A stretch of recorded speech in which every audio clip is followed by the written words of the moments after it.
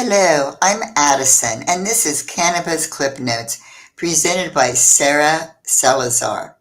Sara is the founder of BrandRave Marketing, a women and minority owned creative branding agency based in Las Vegas that helps businesses bring their brand to life through curated promotional products, intentional design, and creative brand solutions.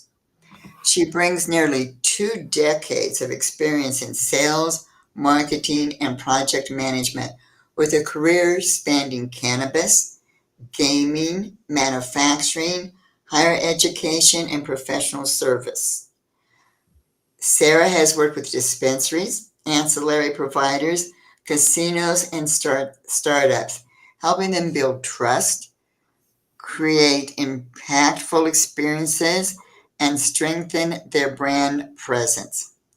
Before launching Brand Rave in 2023, Sara managed client programs and production teams for large scale merchandise initiatives, earning herself a reputation for reliability, creativity, and problem solving under pressure.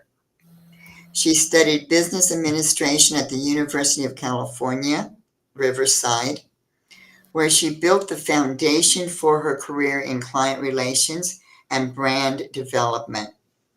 She founded Brand Rave with the belief that branding should feel intentional, collaborative, and people focused.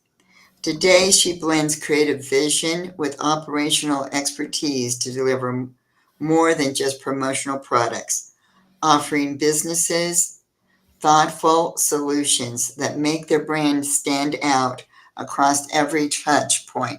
So, Sara, thank you for putting together this series about branding and marketing.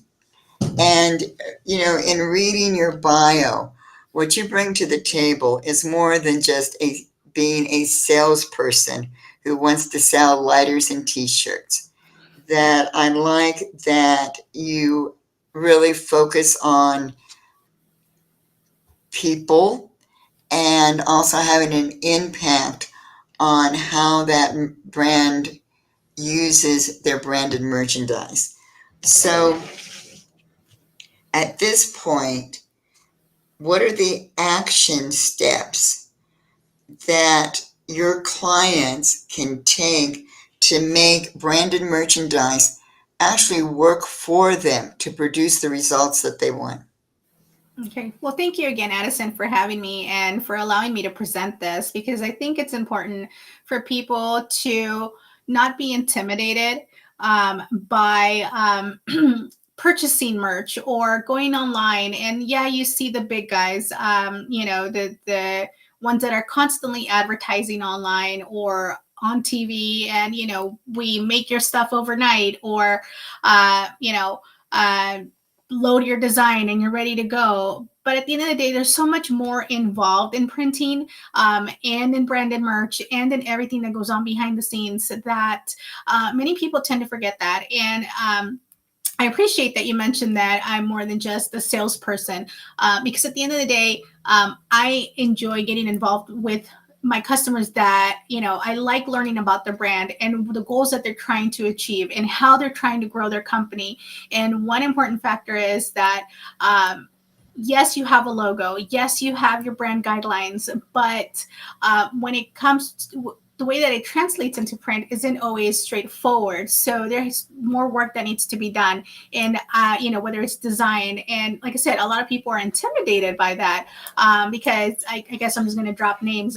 Like if you go on Custom Ink, last year I was at MJ Biz and I saw someone who had purchased all their gear from there. And great. So they just go on, upload their logo. But I give you more of a curated experience to where if there's something wrong with their logo, there's any issues, I'm not going to nickel and dime you. I'm not going to do anything like that. I'm here to help you. So I appreciate that you made that a point.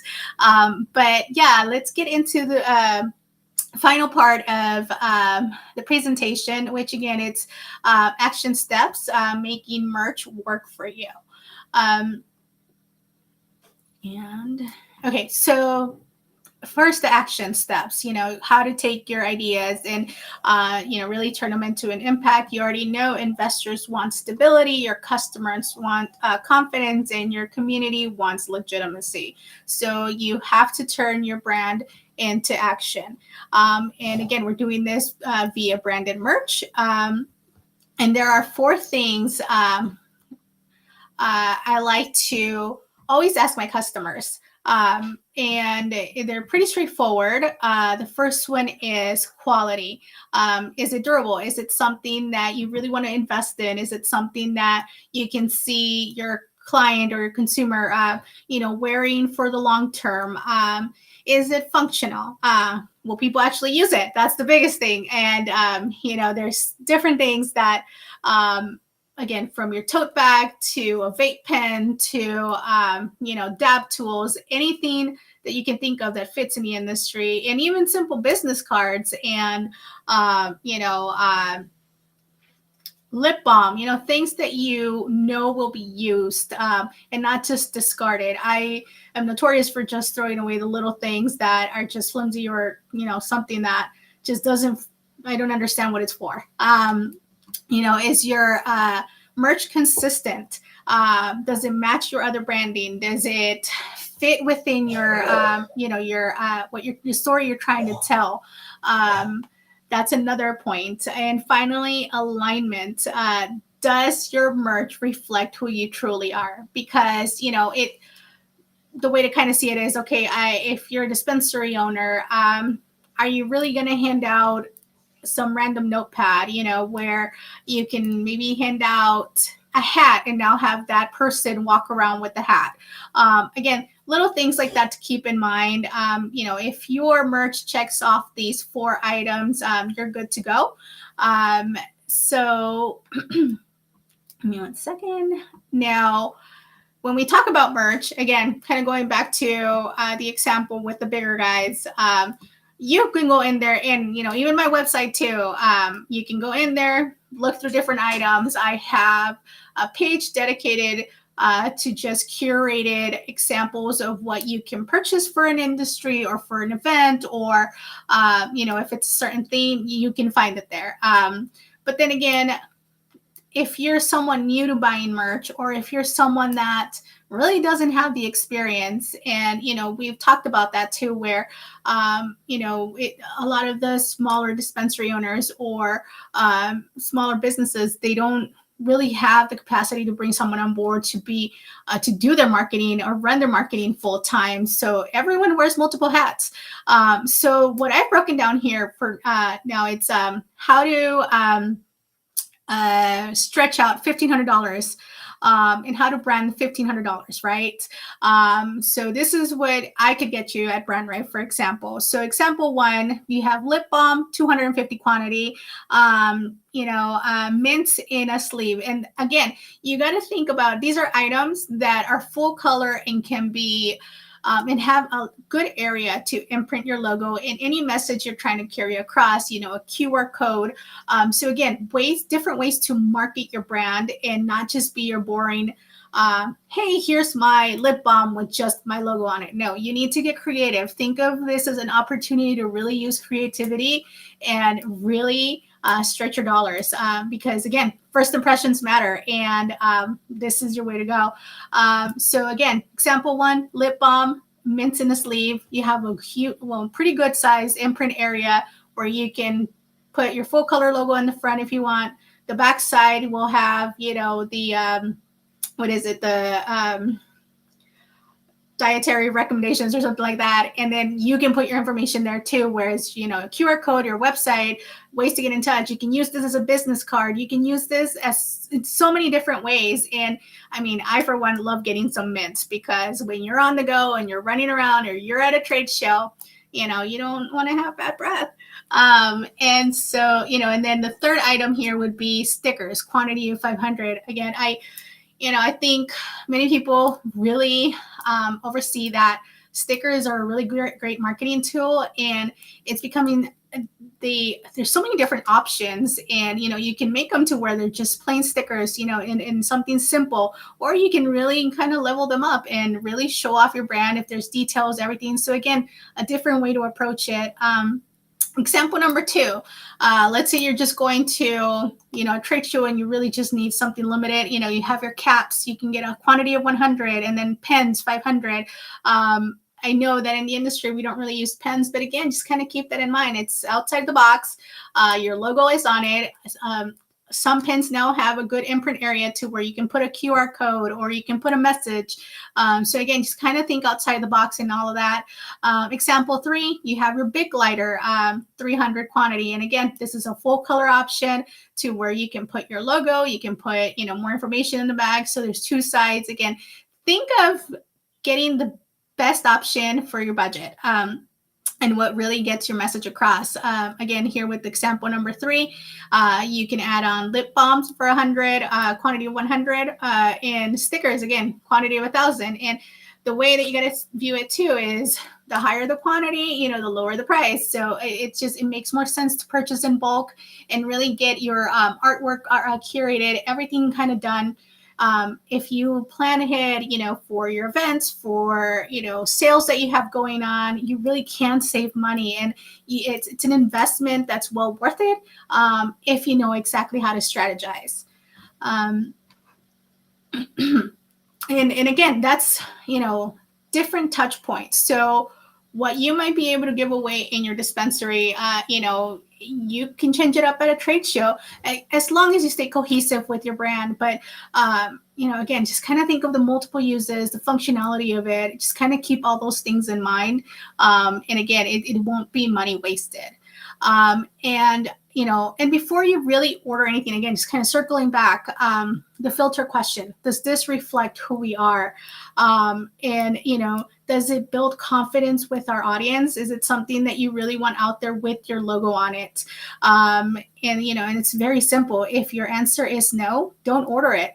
I saw something on LinkedIn the other day where somebody asked about how a t-shirt, how they don't like to order t-shirts, and if there was any other option, kind of around that.